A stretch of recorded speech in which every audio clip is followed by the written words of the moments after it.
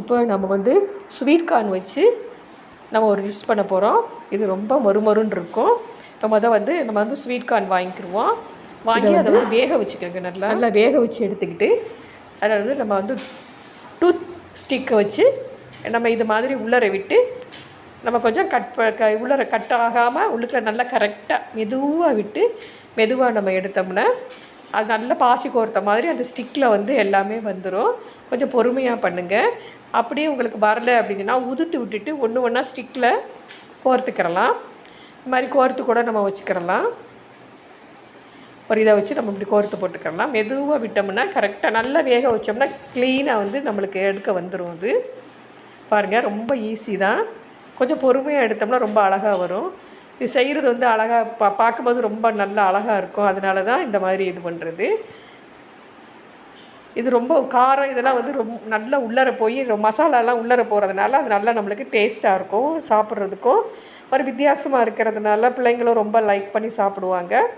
இதே மாதிரி ஒன்று ஒன்றா நம்ம வந்து எடுத்து நீங்கள் வச்சுக்கோங்க. அப்படி உங்களுக்கு வரலைன்னா ஸ்டிக் ஒன்று ஒன்றா கோர்த்துக்கிறலாம். இதை எடுத்து இதை வந்து அவ்வளோதான். பார்த்திங்களா, இவ்வளோ தான். ரொம்ப ஈஸி.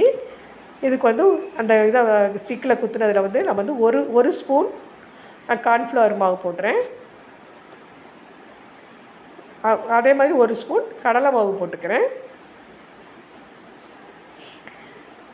அதோட கொஞ்சம் ஒரு 1/4 ஸ்பூன் கறி மசாலா பவுட்ரு, மிளகாய்த்தூள், மஞ்சள் தூள், உப்பு போட்டு லேசாக கொஞ்சம் வந்து லெமன் வந்து புழிஞ்சு விட்டுக்கிறேங்க. கொஞ்சமாக புழிஞ்சு விட்டுட்டு அதை நல்லா வந்து கையில் நல்லா பெரட்டி விட்டுக்கோங்க. இதை வந்து நல்லா கொஞ்சம் பெரட்டி விட்டுக்கோங்க. அவங்க ஈரம் அதில் இல்லாட்டினா லேசாக கொஞ்சமாக நம்ம தண்ணியை வந்து லேசாக தொளிச்சிக்கிறணும். ஊற்றக்கூடாது.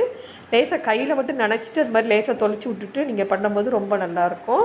நீங்கள் இந்த இதில் உங்களுக்கு வேணும்னா நீங்கள் வந்து வெள்ளைப்பூண்டு, இஞ்சி பேஸ்ட்டு போட்டு கூட நீங்கள் இது பண்ணிக்கிறலாம். இது வந்து ஊற வைக்கணுங்கிற அவசியம் இல்லை. நம்ம ஊற வைக்கவும் செய்யலாம். நம்ம வந்து ஊற வைக்காமையும் நம்ம போடலாம். இதில் கொஞ்சம் நேரம் வச்சுட்டு இது பண்ணி போடணும். எண்ணெயிலேருந்து கொஞ்சம் கலக்கமாக போடணும். பாருங்கள், கொஞ்சம் கலக்கமாக போட்டால் நல்லா பொரியும். இது ரொம்ப நல்ல மொறுமொறுன்னு நல்லா இருக்கும். கொஞ்சம் அவசரப்படாமல் மெதுவாக இது பண்ணிங்கன்னா அடுப்பு வந்து ரொம்ப சிம்மில் வச்சுக்கணும். ஏன்னா உடனே இதாயிரும். பாருங்கள், நல்ல மொறுமொறுன்னு நம்ம எடுத்தாச்சு. இது ரொம்ப நல்லாயிருக்கும். இதை நீங்கள் செஞ்சு பாருங்கள். ரொம்ப டேஸ்ட்டாக இருக்கும். எனக்கு சப்ஸ்கிரைப் பண்ணுங்கள். தேங்க்யூ. பாய்.